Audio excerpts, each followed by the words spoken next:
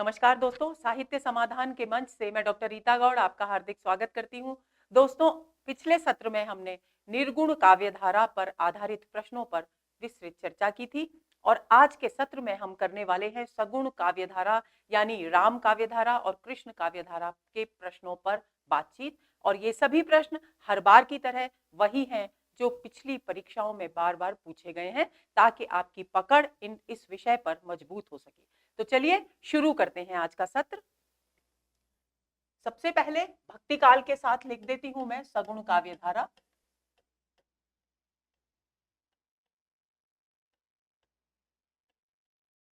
और ये हो गया अति महत्वपूर्ण प्रश्नों का सत्र भाग 2। अब देखते हैं पहला प्रश्न। गोस्वामी तुलसीदास की इन रचनाओं में से किस रचना में ब्रजभाषा का प्रयोग है? मैंने आपको जब हमने चर्चा की थी सूरदास पर भी चर्चा की थी, और जब हमने कृष्ण भक्ति शाखा की बात की थी तब भी मैंने आपको बताया था कि सूरदास की एक कृति ऐसी है जिसमें ब्रज भाषा में का प्रयोग हुआ है। तो चलिए देखते हैं ऑप्शंस। और ये प्रश्न दोस्तों पूछा गया है आरपीएससी सेकंड ग्रेड संस्कृत शिक्षा 2018 में। कवितावली, रामलला नेहचू, रामचरितमानस और जानकी मंगल। तो दोस्तों देखिए, इसमें रामलला नेहचू और रामचरितमानस और जानकी मंगल, इनकी भाषा है अवधी और कवितावली की भाषा है ब्रज। और इसके साथ आपको ध्यान रखना है कि विनय पत्रिका की भाषा भी ब्रज है। तो ए विकल्प इस प्रश्न का सही उत्तर है। आगे चलेंगे।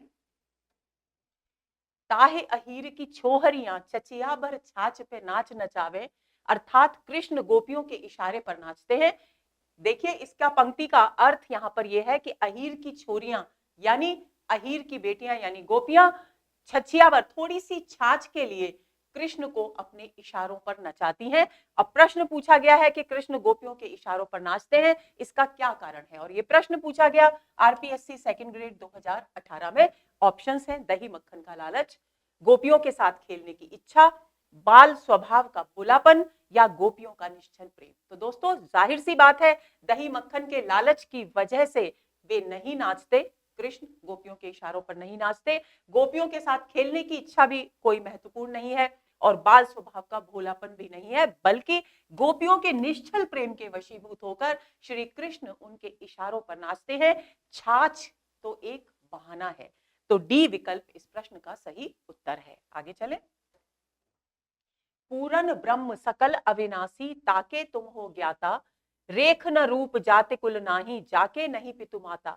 ये पंक्तियां किसने किससे कही? दोस्तों सबसे पहली बात तो ये पंक्तियां हैं भ्रमर गीत सार से, और इस पद को हम पढ़ चुके हैं भ्रमर गीत के अंतर्गत।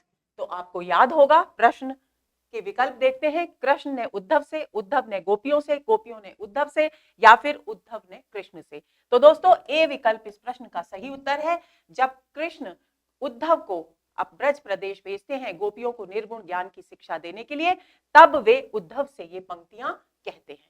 तो ए विकल्प इस प्रश्न का सही उत्तर है। आगे चले। सगुन ही अगुन ही नहीं कछु भेदा, गावहि मुनि पुराण बुध वेदा, बालकांड रामचरितमानस में यह कथन किसका है? आरपीएससी सेकंड ग्रेड 2018 में यह प्रश्न पूछा गया। विकल्प है शिवजी का, याज्ञवल्क्य का, विश्वामित्र का या भारद्वाज का। तो दोस्तों ए विकल्प इस प्रश्न का सही उत्तर है। शिवजी का ये कथन है जब वे कहते हैं कि मुनि और मुनि जिसकी चर्चा करते हैं, जिस ब्रह्म के स्वरूप की चर्चा करते हैं, पुराणों में जिसकी चर्चा की गई है, वेदों में जिसकी चर्चा की गई है, वह निर्गुण सगुण एक ही है। ये कथन शिव जी का है। आगे चलें। हमारे हरिहारिल की लकड़ी कहकर गोपियां क्या संदेश देना चाहती हैं? आरपीएससी सेकंड ग्रेड 2016 में यह प्रश्न पूछा गया। विकल्प है विरह वेदना का, निर्गुण ब्रह्म के खंडन का, उद्धव के तिरस्कार का या फिर एकनिष्ठ प्रेम का। तो दोस्तों हारिल, आपको बता दूं मैं कि हारिल एक ऐसा पक्षी होता है जो अपने पंजों में हमेशा एक लकड़ी दबा करके आकाश में उड़ता है, क्योंकि उसे ये भय होता है कि कहीं आसमान गिर पड़ा तो वो अपनी रक्षा इस लकड़ी के सहारे कर सकेगा। ये काव्य रूढ़ी है, वास्तविकता पता नहीं, लेकिन ऐसा माना जाता है साहित्य में। तो जिस तरह से हारिल पक्षी उस लकड़ी का सहारा लेकर आकाश में उड़ता है, उसी तरह से गोपियां कह रही हैं कि हमारे जो हरि हैं, हमारे जो श्री कृष्ण है वे हमारे लिए हारिल की लकड़ी के समान है, यानी हमारे जीवन का केंद्र है। अब देखिए विरह वेदना इसमें है नहीं, निर्गुण ब्रह्म के खंडन की बात भी यहाँ नहीं है, उद्धव के तिरस्कार का भाव भी यहाँ नहीं है, तो केवल और केवल गोपियां अपने एकनिष्ठ प्रेम का संदेश उद्धव को देना चाहती हैं। तो डी विकल्प इस प्रश्न का सही उत्तर है। आगे चले। निम्न में से कौन सी रचना तुलसी द्वारा रचित नहीं है? आरपीएससी सेकंड ग्रेड 2016 में यह प्रश्न पूछा गया। बरवे रामायण, आध्यात्म रामायण, दोहावली या जानकी मंगल? तो दोस्तों बरवे रामायण, दोहावली और जानकी मंगल तीनों तुलसीदास जी की कृतियां हैं और तुलसीदास जी के व्यक्तित्व और कृतित्व पर हम विस्तार से कई बार चर्चा भी कर चुके हैं। आध्यात्म रामायण एक ऐसी रचना है जो तुलसीदास जी के द्वारा नहीं लिखी गई है। तो बी विकल्प इस प्रश्न का सही उत्तर है। अगला प्रश्न, रसखान ने किससे दीक्षा प्राप्त की? आरपीएससी सेकंड ग्रेड 2016 में यह प्रश्न पूछा गया। ऑप्शंस दिए गए हैं, रामानंद से, तुलसीदास से, वल्लभाचार्य से या फिर गोस्वामी विठलनाथ से। तो दोस्तों डी विकल्प इस प्रश्न का सही उत्तर है। गोस्वामी विठलनाथ जो अष्टछाप के संस्थापक थे, वल्लभाचार्य के पुत्र थे, उनसे दीक्षा प्राप्त की थी रसखान ने। अगले प्रश्न पर आते हैं। कबीर की अरे इन दोन राह न पाई में दोन शब्द किसके लिए आया है? आरपीएससी सेकंड ग्रेड 2013 में यह प्रश्न पूछा गया। देख रहे हैं दोस्तों कि विषय वस्तु पर आधारित प्रश्न अधिक से अधिक परीक्षा में पूछे जा रहे हैं। तो जो भी हमारे पाठ्यक्रम में पद्यांश प्रस्तावित हैं उनकी विषय वस्तु पर आप अपनी पकड़ बहुत मजबूत कर लेंगे, इस बात का विशेष ध्यान रखें। ऑप्शंस हैं गुरु और शिष्य के लिए, अमीर और गरीब के लिए, निर्गुण और सगुण उपासकों के लिए, हिंदुओं और मुसलमानों के लिए। तो दोस्तों देखिए ये जो पंक्ति है अरे इन दोन राह न पाई, इसकी अगली पंक्ति है हिंदुन की हिंदुआई देखी तुर्कन की तुर्काई। तो दोस्तों ये जो पंक्ति है अरे कबीर की अरे इन दोन राह न पाई, उसकी अगली पंक्ति है हिंदुन की हिंदुआई देखी तुर्कन की तुर्काई, यानी कबीरदास जी कहना चाहते हैं कि हिंदुओं का हिंदुत्व भी देख लिया और तुर्कों का यानी मुसलमानों का मुसलमानत्व भी देख लिया, इस्लामत्व भी देख लिया, यानी दोनों के धर्मों में कर्म कांडों का आडंबरों का बोलबाला है। इसकी व्यंजना ये है। तो स्पष्ट है इस पंक्ति से कि इसका संबंध, इस पंक्ति में दोन शब्द का अर्थ है, दो मतलब दोनों, और दोनों कौन? हिंदू और मुसलमान। तो डी विकल्प इस प्रश्न का सही उत्तर है। अगले प्रश्न पर आते हैं। कबीरदास को वाणी का डिक्टेटर किसने कहा? आरपीएससी सेकंड ग्रेड 2013 में यह प्रश्न पूछा गया। महावीर प्रसाद द्विवेदी, हजारी प्रसाद द्विवेदी, आचार्य रामचंद्र शुक्ल या डॉक्टर नगेंद्र? बहुत ही प्रसिद्ध कथन है ये, आप सभी जानते होंगे। बी विकल्प इस प्रश्न का सही उत्तर है। हजारी प्रसाद द्विवेदी ने कबीर को वाणी का डिक्टेटर कहकर पुकारा है। अगले प्रश्न पर आते हैं। तुलसीदास ने राम के दरबार में रखने के लिए अर्जी के रूप में किस ग्रंथ की रचना की थी? आरपीएससी सेकंड ग्रेड 2013 में यह प्रश्न पूछा गया। विकल्प है रामचरितमानस, रामाज्ञा प्रश्नावली, जानकी मंगल या विनय पत्रिका। तो दोस्तों डी विकल्प इस प्रश्न का सही उत्तर है। विनय पत्रिका नामक ग्रंथ तुलसीदास जी ने इसीलिए लिखा था ताकि वे अपनी भावनाओं को राम के दरबार में एक प्रार्थना पत्र के रूप में प्रस्तुत कर सकें। अगला प्रश्न,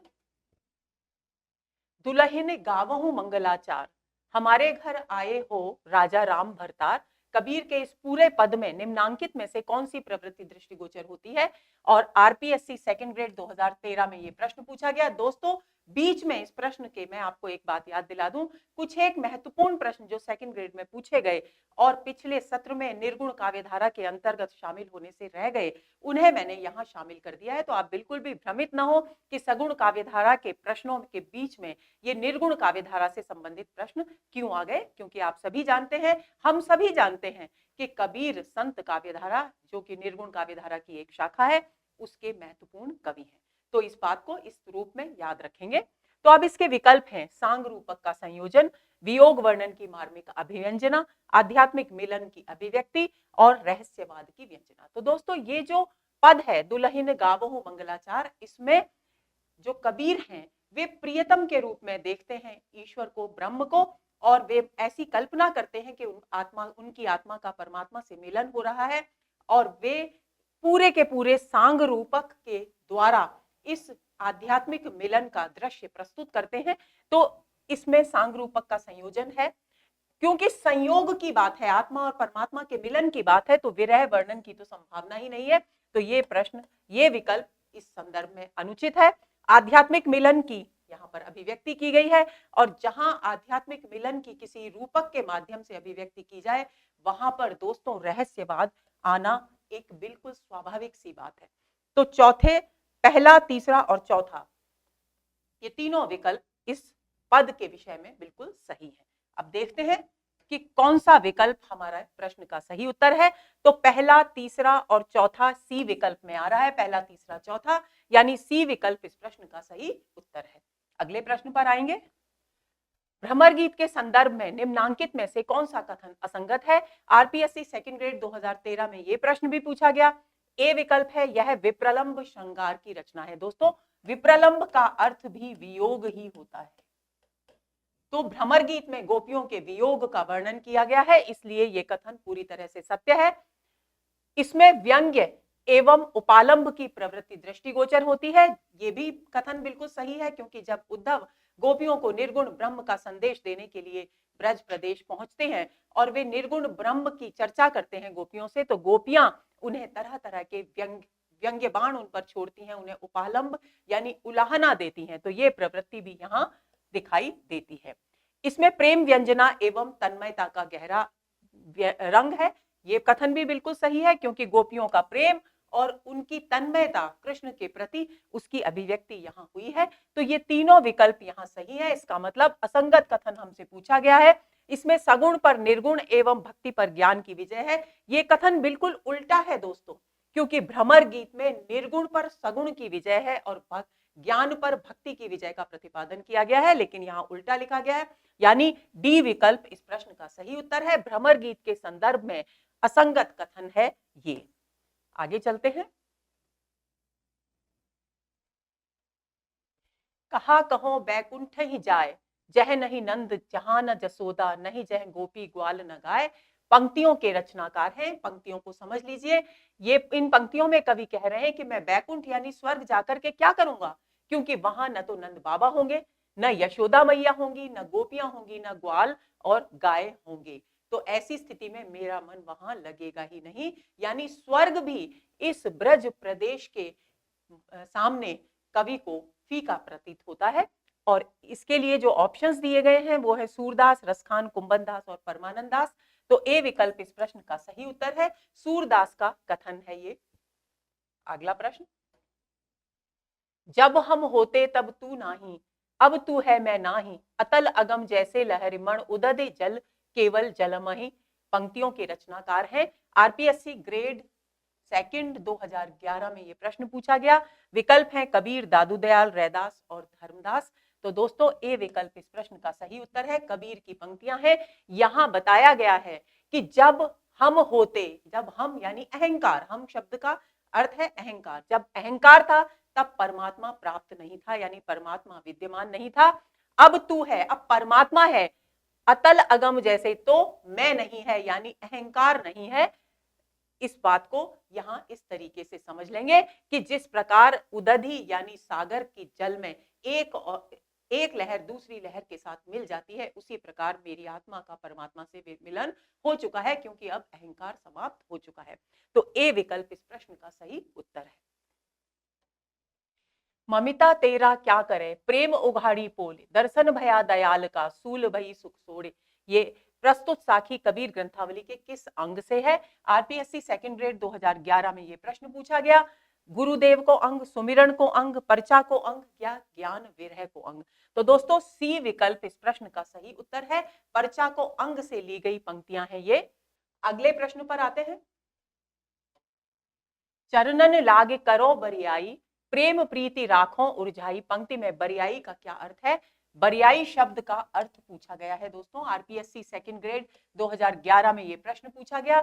विकल्प है वर्ण करना, जबरदस्ती करना, विनती करना या मना करना।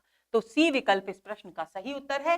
बरियाई शब्द का यहाँ अर्थ है विनती करना, यानी यहाँ कहा गया है कि मैं चरण पकड़कर आपसे विनती करती हूं कि आप अपनी प्रेम और प्रीति में मुझे उलझा कर रखिए, यानी मेरे प्रेम, आपके प्रति जो मेरा प्रेम है उसमें निरंतर वृद्धि कीजिए।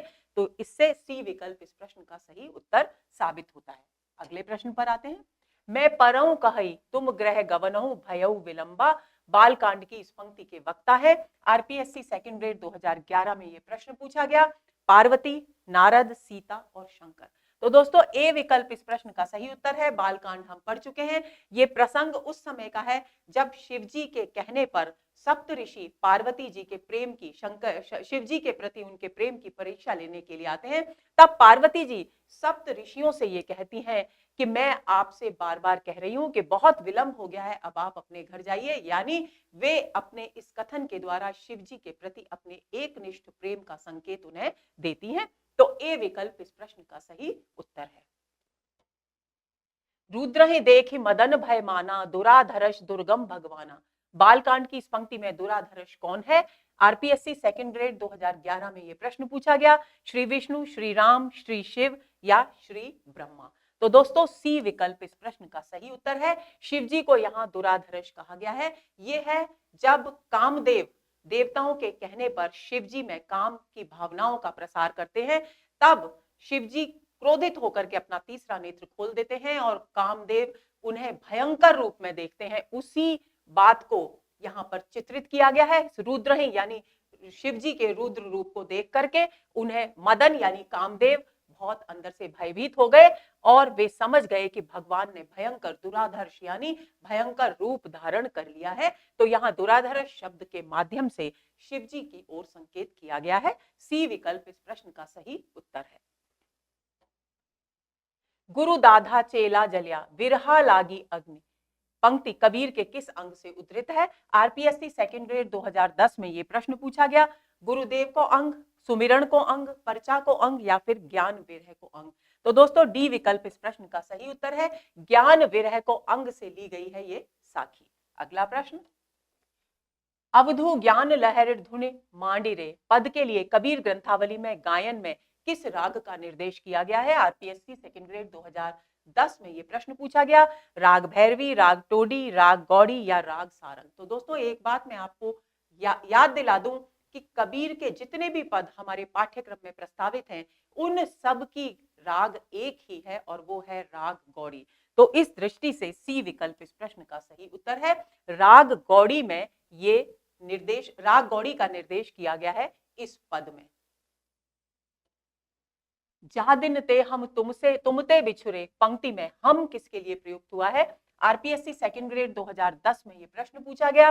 कृष्ण और राधा के लिए, कृष्ण और बलराम के लिए, नंद और यशोदा के लिए या फिर गोपियों के लिए। तो दोस्तों बी विकल्प इस प्रश्न का सही उत्तर है। कृष्ण और बलराम के लिए इस पंक्ति में हम शब्द इस्तेमाल किया गया है। ये वो प्रसंग है जब कृष्ण उद्धव को ब्रज प्रदेश भेज रहे हैं और सभी के लिए, अपनी माता के लिए, अपने पिता के लिए, गोपियों ग्वालों के लिए संदेश उनके जरिए भेज रहे हैं। तब वे कहते हैं अपनी माता को यानी यशोदा मैया को संदेश देते समय वे इस पंक्ति को कहते हैं कि जब से हम तुमसे बिछुड़े हैं तब से। तो यहाँ हम शब्द किसके लिए प्रयुक्त हुआ है? कृष्ण और बलराम के लिए प्रयुक्त हुआ है। तो बी विकल्प इस प्रश्न का सही उत्तर है। चरण कमल बिलमाणी पंक्ति में बिलमाणी शब्द का क्या अर्थ है? आरपीएससी सेकंड ग्रेड 2010 में यह प्रश्न पूछा गया। विश्राम करना, न्यौछावर हो जाना, रम जाना या विलीन होना। तो सी विकल्प इस प्रश्न का सही उत्तर है। बिलमाणी का अर्थ होता है रम जाना, यानी प्रभु के चरण कमलों में अपने मन को रमा देना। अगला प्रश्न। भ्रमर गीत का मूल उद्गम श्रीमद् भागवत के दशम स्कंद के किस अध्याय से है? आरपीएससी सेकंड ग्रेड 2010 में यह प्रश्न पूछा गया। 47वें, 44वें, 37वें या 44वें। ये गलत हो गया है दोस्तों, आप इसको 42 कर लेंगे, ये 42वां है। ए विकल्प इस प्रश्न का सही उत्तर है। 47वें अध्याय से उद्गम माना गया है भ्रमर गीत का। अगला प्रश्न। लोक मंगल की भावना के सर्वश्रेष्ठ कवि हैं? यूपीपीएससी डिग्री कॉलेज एग्जाम 2008 और 2013 में यह प्रश्न पूछा गया। ऑप्शन है मलिक मोहम्मद जायसी, तुलसीदास, उस्मान या केशवदास। तो दोस्तों बी विकल्प इस प्रश्न का सही उत्तर है। तुलसीदास जी को लोक मंगल की भावना का सर्वश्रेष्ठ कवि कहकर पुकारा गया है, क्योंकि उनके रामचरितमानस में लोक मंगल की दृष्टि से समन्वय का संपूर्ण विधान किया गया है और इस प्रकार के भाव व्यक्त किए गए हैं। यानी तुलसीदास को लोक मंगल की भावना का कवि कहने वाले साहित्यकार हैं, विद्वान हैं आचार्य रामचंद्र शुक्ल। इस बात को भी आप ध्यान में रख लेंगे। अगला प्रश्न, केशव कही न जाए का कहिए, देखत तब रचना विचित्र अति समुझे मन ही मन रहिए के रचयिता है। ये पूछा गया प्रश्न यूपीपीएससी डिग्री कॉलेज एग्जाम 2013 में। विकल्प है तुलसीदास, रहीम, केशवदास या भारतेंदु हरिश्चंद्र। तो ए विकल्प इस प्रश्न का सही उत्तर है, तुलसीदास जी की पंक्तियां हैं ये। अगला प्रश्न, निम्नलिखित में से एक राम भक्त कवि है और ये पूछा गया हायर एजुकेशन एग्जाम 2015 में। ऑप्शंस हैं कृष्णदास, नाभादास, ध्रुवदास या श्रीभट्ट।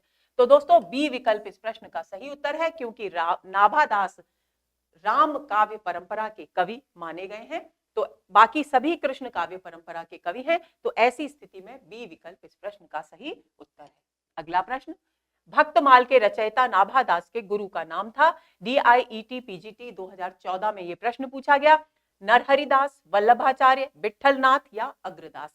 तो दोस्तों डी विकल्प इस प्रश्न का सही उत्तर है, अग्रदास को भक्तमाल के रचयिता नाभादास का गुरु माना गया है। अगला प्रश्न, निम्नलिखित विकल्पों में से जो राम भक्ति काव्य की विशेषता नहीं है उसे छांटिए। और यह प्रश्न KVS PGT 2014 में पूछा गया। पहला विकल्प है विष्णु के अवतार के रूप में राम का वर्णन, जो राम भक्ति काव्य में हमें देखने को मिलता है।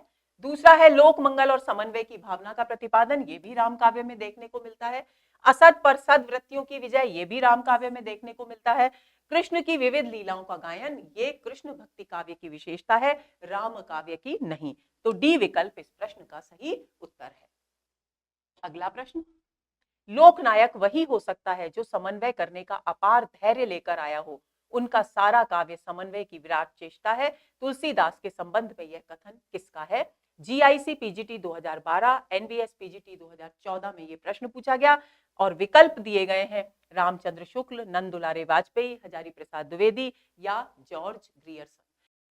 सी विकल्प इस प्रश्न का सही उत्तर है, हजारी प्रसाद द्विवेदी ने तुलसी के काव्य को समन्वय की विराट चेष्टा कह करके पुकारा है। अगले प्रश्न पर आते हैं, स्वामी अग्रदास किस काव्यधारा के कवि हैं? GIC PGT 2015 में यह प्रश्न पूछा गया।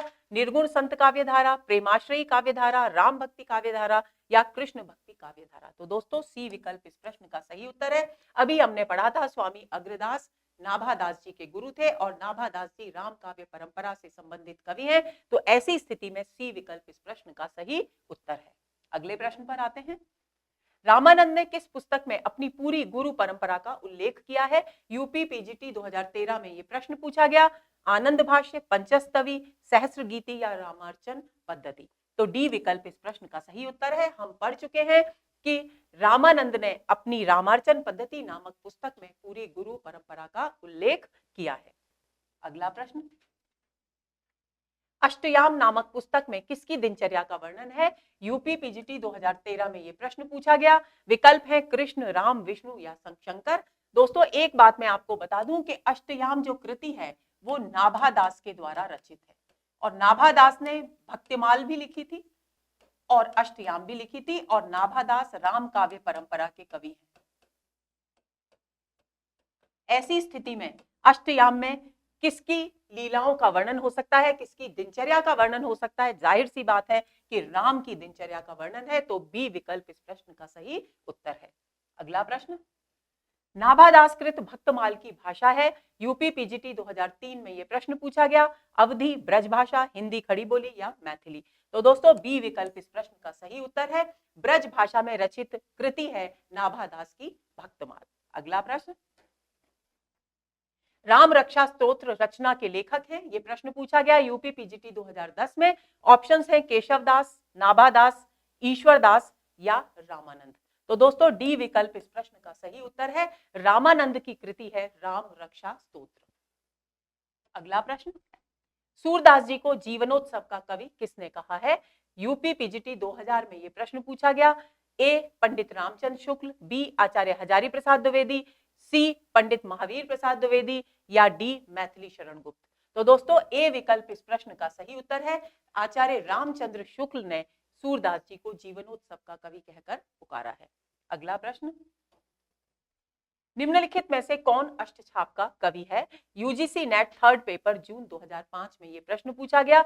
मीराबाई, रसखान, सूरदास या विद्यापति? जाहिर सी बात है दोस्तों, विद्यापति आदिकाल की सीमा में आते हैं। मीराबाई और रसखान दोनों कवि स्वतंत्र लेखन में किसी संप्रदाय से नहीं जुड़े थे। ऐसी स्थिति में सूरदास इस प्रश्न का सही उत्तर है, क्योंकि सूरदास अष्टछाप के कवियों में शामिल थे। उनके गुरु का नाम था वल्लभाचार्य। अगला प्रश्न, भक्ति काल के किस कवि को जातीय कवि कहा जाता है? यूपी टीजीटी 2003 में यह प्रश्न पूछा गया। सूरदास, तुलसीदास, नाभादास या नंददास? तो बी विकल्प इस प्रश्न का सही उत्तर है। तुलसीदास को जातीय कवि कहकर के पुकारा जाता है। अगला प्रश्न, रहीमकृत मदनाष्टक की भाषा है? यूपी टीजीटी 2004 में यह प्रश्न पूछा गया। खड़ी बोली, अवधी, ब्रज या राजस्थानी? तो ए विकल्प इस प्रश्न का सही उत्तर है। और एक बात और आपकी जानकारी के लिए मैं बता दूं कि खड़ी बोली के साथ यहाँ संस्कृत के शब्दों का भी भरपूर प्रयोग हुआ है। ये बात इस संदर्भ में आप ध्यान में रखेंगे। अगला प्रश्न, राम राज्याभिषेक की तैयारी रामचरितमानस के किस कांड का हिस्सा है? झारखंड पीजीटी हिंदी 2018 में यह प्रश्न पूछा गया। अरण्यकांड, सुंदरकांड, अयोध्या कांड या फिर उत्तरकांड? तो दोस्तों सी विकल्प इस प्रश्न का सही उत्तर है। अयोध्या कांड में राम राज्याभिषेक की तैयारी का वर्णन तुलसीदास जी ने किया है। अगला प्रश्न, प्राणचंद चौहान का संबंध भक्ति की किस शाखा से है? राम भक्ति शाखा, कृष्ण भक्ति शाखा, स्वसुखी शाखा या ज्ञान मार्गी शाखा? तो दोस्तों ए विकल्प इस प्रश्न का सही उत्तर है। राम भक्ति शाखा से संबंधित है प्राणचंद चौहान। अगला प्रश्न, गोरख जगायो जोग भगति भगायो लोग, इन पंक्तियों में तुलसी का अभिप्राय है। नाथ पंथ का हठयोग मार्ग हृदय पक्ष शून्य है, यानी उसमें भाव पक्ष नहीं है, भावात्मकता नहीं है। जनता हठयोग को पसंद करती थी। सी योगियों की रहस्यमयी वाणियों से जनता की भक्ति भावना दब गई थी, या जनता भक्ति के मार्ग से विमुख हो गई थी? इसमें सबसे पहले नाथ पंथ का हठयोग मार्ग हृदय पक्ष शून्य है, ये कथन पूरी तरह से सही है इस पंक्ति के विषय में। और दूसरा, योगियों की रहस्यमयी वाणियों से जनता की भक्ति भावना दब गई थी, ये तीसरा विकल्प भी यहाँ बिल्कुल सही है। तो ऐसी स्थिति में देखते हैं कि कौन सा विकल्प हमारा सही जा रहा है। पहला और तीसरा डी विकल्प में बताया गया है, तो डी विकल्प इस प्रश्न का सही उत्तर है। वल्लभाचार्य जिस संप्रदाय के आचार्य हैं उस संप्रदाय के प्रवर्तक हैं। UP PSC degree college exam 2008 में यह प्रश्न पूछा गया। ऑप्शंस हैं रुद्र, ब्रह्म, सनकादि या श्री। तो दोस्तों यहां ए विकल्प इस प्रश्न का सही उत्तर है। रुद्र संप्रदाय, रुद्र वल्लभाचार्य ने जिस संप्रदाय की स्थापना की उसके प्रवर्तक रुद्र माने जाते हैं। अब दोस्तों यहां मैं एक बात और बता दूं, वल्लभ संप्रदाय से संबंधित हैं वल्लभाचार्य, और इस संप्रदाय के आदि प्रवर्तक माने जाते हैं रुद्र, और वैसे माने जाते हैं विष्णु स्वामी और वल्लभाचार्य।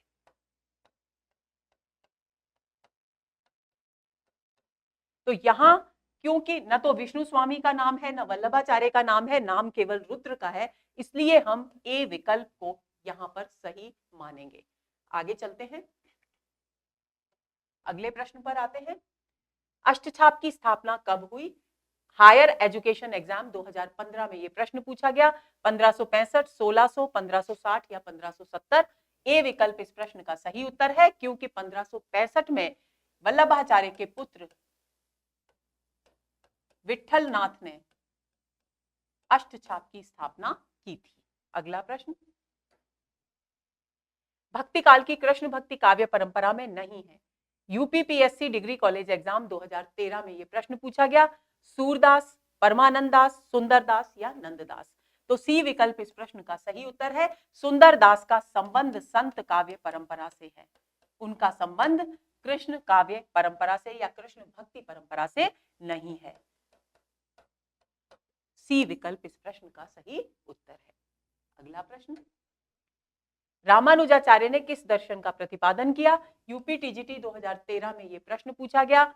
अद्वैतवाद, शुद्धाद्वैतवाद, विशिष्टाद्वैतवाद या द्वैतवाद? हम कई बार इस तरह के प्रश्न हल कर चुके हैं दोस्तों, आपको याद होगा सी विकल्प इस प्रश्न का सही उत्तर है। स्नेह लीला के रचयिता हैं, दिल्ली केवी पीजीटी 2015 में प्रश्न पूछा गया। रैदास, पीपा, विष्णुदास या बेनी? तो सी विकल्प इस प्रश्न का सही उत्तर है।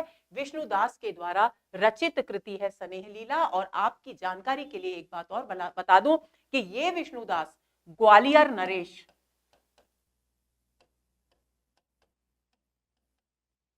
डूंगरेंद्र के राजकवि थे, याद रख लेंगे, के राजकवि। तो दोस्तों सी विकल्प इस प्रश्न का सही उत्तर है। रसखान कवि का वास्तविक नाम क्या था? यूपीपीएससी डिग्री कॉलेज एग्जाम 2008 में यह प्रश्न पूछा गया। नसीम खान, अली मोहम्मद, अब्दुल या सैयद इब्राहिम? तो डी विकल्प इस प्रश्न का सही उत्तर है। सैयद इब्राहिम नाम था रसखान का असली। आगे चलें, अष्टछाप के संस्थापक हैं Delhi KV PGT 2015, GIC PGT 2015, NVS PGT 2014, UPSC degree college exam 2008, UP PGT 2002 में ये प्रश्न पूछा गया। प्रश्न बहुत महत्वपूर्ण है, इतनी बार पूछा जा चुका है और आगे भी पूछा जा सकता है, तो इसे कंठस्थ कर लेंगे। ऑप्शंस है विठलनाथ, वल्लभाचार्य, सूरदास या गोविंद स्वामी? तो ए विकल्प इस प्रश्न का सही उत्तर है। अभी हमने एक प्रश्न के सिलसिले में चर्चा की, विठलनाथ ने 1565 ईस्वी में अष्टछाप की स्थापना की थी। तो इस विकल्प को इस पूरी तरह से कंठस्थ कर लेंगे। आगे चलें, 84 वैष्णवन की वार्ता के लेखक हैं, दिल्ली केवी पीजीटी 2015 में प्रश्न पूछा गया। नाभादास, नंददास, गोकुलदास या सूरदास? तो दोस्तों सी विकल्प इस प्रश्न का सही उत्तर है। गोकुलदास 84 वैष्णवन की वार्ता और 252 वैष्णवन की वार्ता, इन दोनों कृतियों के रचनाकार हैं। और एक और बात इस संदर्भ में मैं आपको बता दूं कि गोकुलदास विठल नाथ जिन्होंने अष्टछाप की स्थापना की थी, उनके पुत्र। 84 वैष्णवन की जो वार्ता है उसमें ये दोनों ही कृतियां दोस्तों प्रसंगवश बता रही हूं, कवियों के जीवन वृत्त को, जीवन परिचय को प्रस्तुत करती हैं। 84 वैष्णवन की वार्ता में वल्लभाचार्य के जो शिष्य थे उनका जीवन वृत्त दिया गया है और 252 वैष्णवन की वार्ता में विठलनाथ के शिष्यों का जीवन वृत्त दिया गया है। तो ये बात आप ध्यान में रखेंगे। तो सी विकल्प इस प्रश्न का सही उत्तर है। अगला प्रश्न, 84 वैष्णवन की वार्ता का संबंध किस संप्रदाय से है? यूपी पीजीटी 2013 में यह प्रश्न पूछा गया। सखी संप्रदाय, रामानुज संप्रदाय, श्री संप्रदाय या डी वल्लभ संप्रदाय? तो डी विकल्प इस प्रश्न का सही उत्तर है, क्योंकि वल्लभाचार्य के शिष्यों का यहाँ वर्णन किया गया है, उनके जीवन का परिचय दिया गया है। तो ऐसी स्थिति में इस कृति का संबंध वल्लभ संप्रदाय से है। तो डी विकल्प इस प्रश्न का सही उत्तर है। अगला प्रश्न, निम्न में से कौन विठलनाथ का शिष्य था? यूपी पीजीटी 2010 में यह प्रश्न पूछा गया। विकल्प है सूरदास, चतुर्भुजदास, परमानंद या कृष्णदास? तो दोस्तों बी विकल्प इस प्रश्न का सही उत्तर है। अष्टछाप में विठलनाथ के 4 शिष्य थे, जिनमें से एक थे चतुर्भुजदास और अन्य शिष्यों में थे छीत स्वामी, गोविंद स्वामी और नंददास। तो ये 4 शिष्य अष्टछाप में विठलनाथ के शिष्य थे और शेष 4 थे वल्लभाचार्य जी के शिष्य। तो बी विकल्प इस प्रश्न का सही उत्तर है। आगे चलते हैं, सूरदास किस रस का कोना कोना झांक आए हैं? एनवीएस पीजीटी 2014 में यह प्रश्न पूछा गया। दोस्तों एक तो ये कथन आचार्य रामचंद्र शुक्ल का है, इस पर भी प्रश्न आता है, तो आप इसे कंठस्थ कर लेंगे। अब बात आती है विकल्पों की, शांत, करुण, मैत्री और वात्सल्य। तो डी विकल्प इस प्रश्न का सही उत्तर है। वात्सल्य वर्णन में सूरदास अप्रतिम है, इस बात को सभी साहित्यकार, सभी विद्वान एक स्वर से स्वीकार करते हैं। तो ऐसी स्थिति में ये जो कथन है वो उनके वात्सल्य रस के वर्णन से संबंधित है। अगला प्रश्न, रास पंचाध्यायी किस छंद में लिखी गई है? यूपी नेट थर्ड पेपर जनवरी 2017 में ये प्रश्न पूछा गया। इंद्रवज्रा, उपेंद्र वज्रा, रोला या फिर मालिनी? तो सी विकल्प इस प्रश्न का सही उत्तर है। रोला छंद में लिखी गई कृति है रास पंचाध्यायी।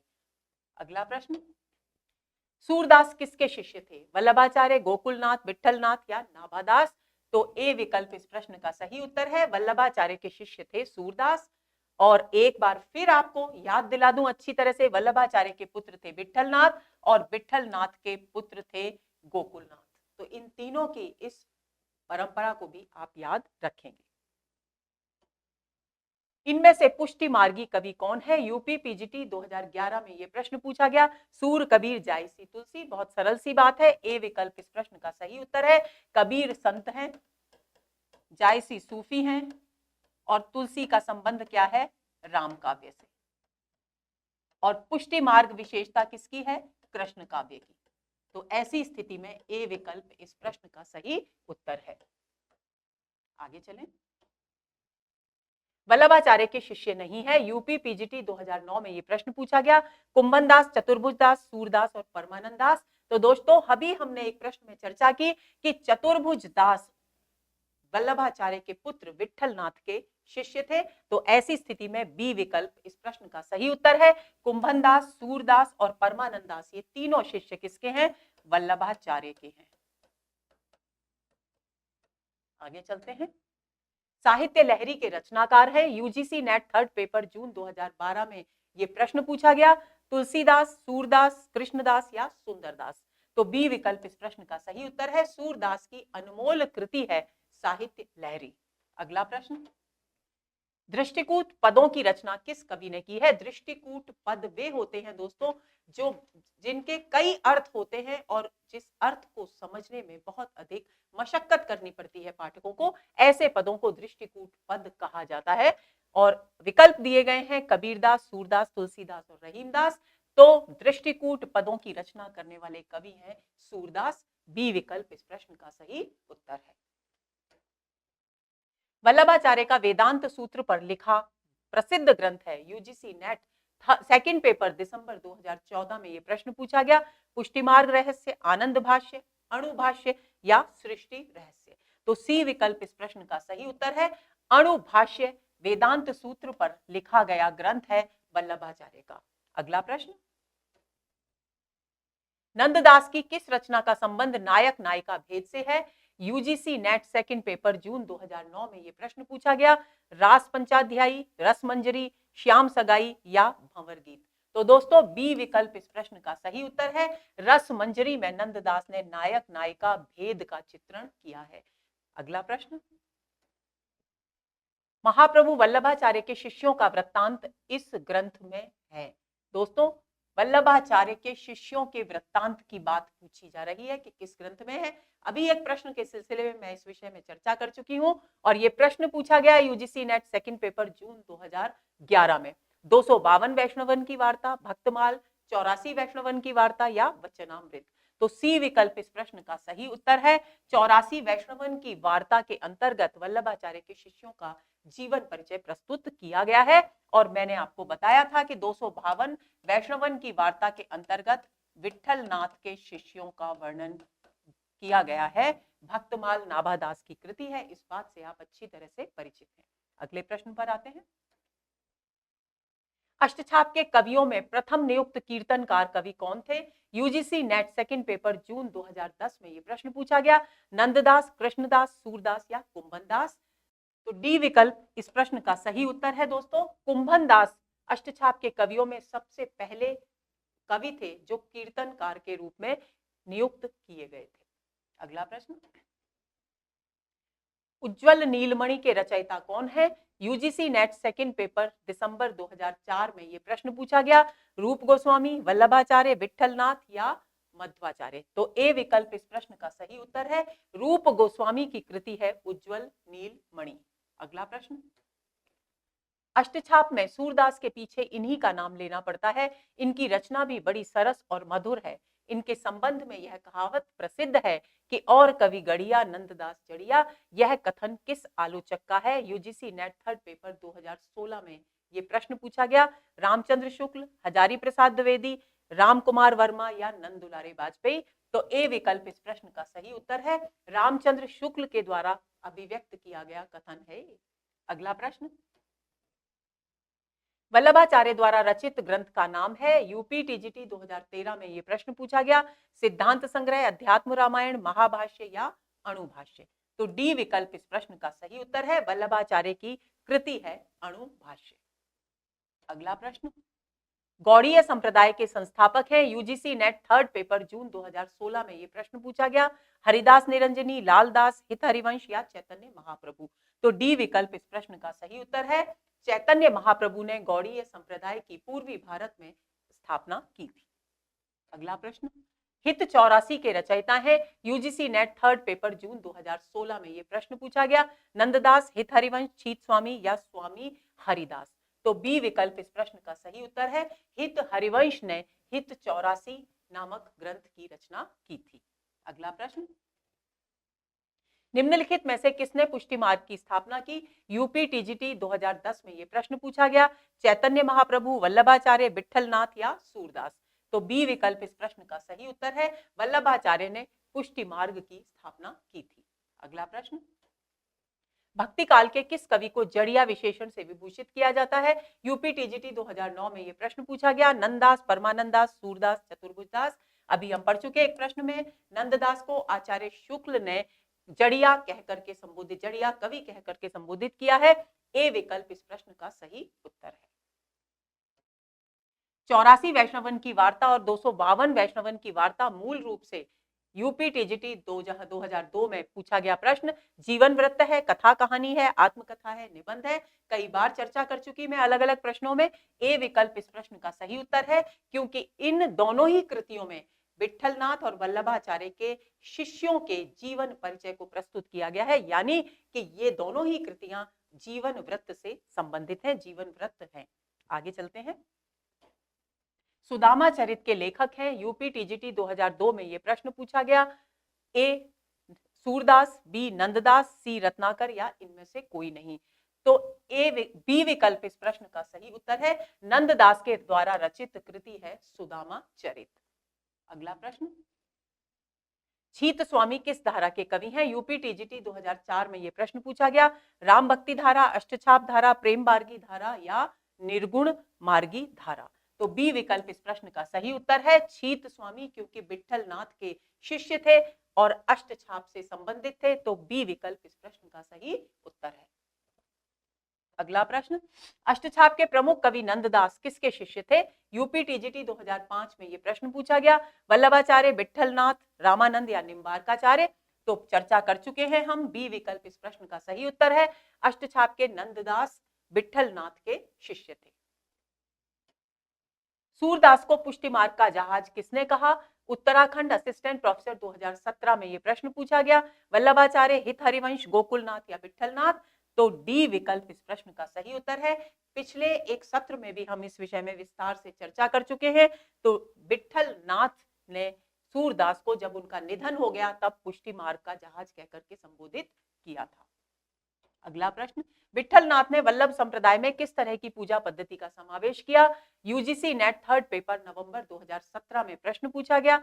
ए विकल्प बालकृष्ण की उपासना, बी युगलोपासना, सी राधा स्तुति या कांता भाव की उपासना? तो बी विकल्प इस प्रश्न का सही उत्तर है। युगलोपासना का अर्थ है युगल की उपासना, युगल की उपासना। और किस युगल की उपासना की बात की जा रही है? क्योंकि कृष्ण भक्ति से संबंधित है संप्रदाय वल्लभ संप्रदाय, तो ऐसी स्थिति में राधा और कृष्ण के युगल की उपासना की बात यहां पर की जा रही है। तो बी विकल्प इस प्रश्न का सही उत्तर है। अगला प्रश्न, निम्नलिखित में से सूरदास के भ्रमर गीत में किसकी प्रतिष्ठापना है? झारखंड पीजीटी हिंदी 2018 में यह प्रश्न पूछा गया। सगुण की नीरसता की, सगुण की आलोचना, संत मार्ग की प्रतिष्ठापना या सगुण की सरसता की? तो डी विकल्प इस प्रश्न का सही उत्तर है। सगुण की सरसता की स्थापना की गई है भ्रमर गीत में। इस बात को आप अच्छी तरह से कंठस्थ कर लेंगे क्योंकि हमारे पाठ्यक्रम में भी है भ्रमर गीत। संत मार्ग से संबंधित है ही नहीं भ्रमर गीत। सगुण की आलोचना करने का भ्रमर गीत में प्रश्न ही पैदा नहीं होता और सगुण की नीरसता का भी प्रश्न पैदा नहीं होता। तो ये तीनों कथन पूरी तरह से भ्रमर गीत के संबंध में गलत है। केवल और केवल डी विकल्प ही इस प्रश्न का सही उत्तर है। अगला प्रश्न, सूर काव्य के विषय में कौन सा कथन गलत है? झारखंड पीजीटी हिंदी 2018 में प्रश्न पूछा गया, सूर का वात्सल्य वर्णन अद्भुत है, बिल्कुल सही। सगुण भक्ति का यहाँ प्रतिपादन किया गया है सूरदास के काव्य में, ये भी बिल्कुल सही है। भाषा अवधि है, ये कथन बिल्कुल गलत है क्योंकि सूरदास ने अपने संपूर्ण साहित्य की रचना ब्रज भाषा में की थी। सूर काव्य का मुख्य विषय कृष्ण भक्ति है, ये भी सही है, यानी सी विकल्प इस प्रश्न का सही उत्तर है। अगला प्रश्न, भ्रमर गीत में गोपियों के समक्ष उद्धव किस भूमिका में है? झारखंड पीजीटी हिंदी 2018 में ये प्रश्न पूछा गया, संदेशवाहक, सिद्ध पुरुष के रूप में, मथुरावासी के रूप में या कृष्ण के साधक के रूप में? तो ए विकल्प इस प्रश्न का सही उत्तर है क्योंकि उद्धव कृष्ण का संदेश लेकर गोपियों के पास गए थे, तो भ्रमर गीत में उनका संदेशवाहक रूप ही उभर करके सामने आया है। ए विकल्प इस प्रश्न का सही उत्तर है। अगला प्रश्न, भ्रमर गीत का वैशिष्ट्य क्या है? झारखंड पीजीटी हिंदी 2018 में प्रश्न पूछा गया, कृष्णलीला वर्णन, उपालंब काव्य में उद्धव गोपी, राधा कृष्ण का प्रेम या संयोग श्रृंगार? तो दोस्तों भ्रमर गीत की विशेषता है बी, उपालंब काव्य में उद्धव गोपी संवाद का यहाँ चित्रण किया गया है। संवाद शब्द यहाँ टाइप होने से रह गया है, इस बात को आप ध्यान में रखेंगे क्योंकि कृष्ण की लीलाओं का वर्णन भ्रमर गीत में नहीं है, राधा कृष्ण के प्रेम का वर्णन भी नहीं है और ना ही संयोग श्रृंगार का वहां चित्रण है। ये तीनों कथन भ्रमर गीत की विशिष्टता से संबंधित नहीं है, तो बी विकल्प इस प्रश्न का सही उत्तर है। भंवर गीत किसकी रचना है? झारखंड पीजीटी हिंदी 2018 में प्रश्न पूछा गया, सूरदास, नंददास, चतुर्भुजदास और कृष्णदास? तो बी विकल्प इस प्रश्न का सही उत्तर है, नंददास के द्वारा रचित कृति है भंवर गीत। अगला प्रश्न, कृष्ण काव्य का अधिकांश साहित्य मुख्यतः किस भाषा में है? एनवीएस टीजीटी हिंदी 2016 में ये प्रश्न पूछा गया, ब्रज भाषा, अवधी, खड़ी बोली या भोजपुरी? तो ए विकल्प इस प्रश्न का सही उत्तर है, अधिकांश कृष्ण काव्य ब्रज भाषा में लिखा गया। अगला प्रश्न, सूर सागर किस भाषा में लिखा गया है? एमपी असिस्टेंट प्रोफेसर हिंदी 2017 में प्रश्न पूछा गया, ब्रज, अवधी, बुंदेली या भोजपुरी? तो हम अभी कई बार पढ़ चुके हैं कि सारा का सारा सूर काव्य ब्रज भाषा में है, तो ऐसी स्थिति में सूर सागर की भाषा भी क्या होगी? ब्रज। तो ए विकल्प इस प्रश्न का सही उत्तर है। नंद ब्रज लीजे ठोक बजाए पंक्ति किस कवि की है? एमपी असिस्टेंट प्रोफेसर हिंदी 2017 में प्रश्न पूछा गया, सूरदास, नंददास, कृष्णदास या परमानंदास? ए विकल्प इस प्रश्न का सही उत्तर है, सूरदास के द्वारा रचित है ये पंक्ति। अगला प्रश्न, सखी संप्रदाय के प्रवर्तक कौन है? एमपी असिस्टेंट प्रोफेसर हिंदी 2017 में प्रश्न पूछा गया, रामानंद, वल्लभाचार्य, स्वामी हरिदास या अग्रदास? तो सी विकल्प इस प्रश्न का सही उत्तर है, स्वामी हरिदास ने सखी संप्रदाय की स्थापना की थी और दोस्तों इस संप्रदाय को हरिदासी संप्रदाय कहकर भी पुकारा जाता है।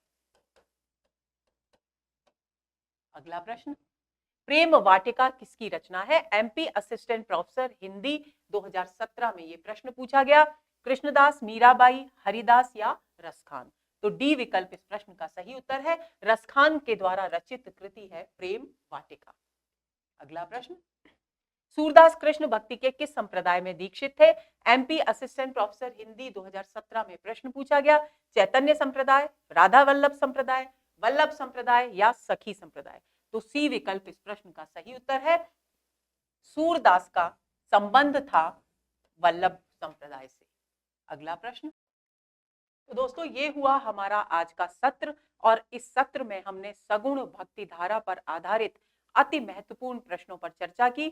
उम्मीद करती हूं कि ये सभी प्रश्न आपके लिए परीक्षा की दृष्टि से बहुत बहुत उपयोगी होंगे। अगले सत्र के इंतजार में रहिए। नमस्कार।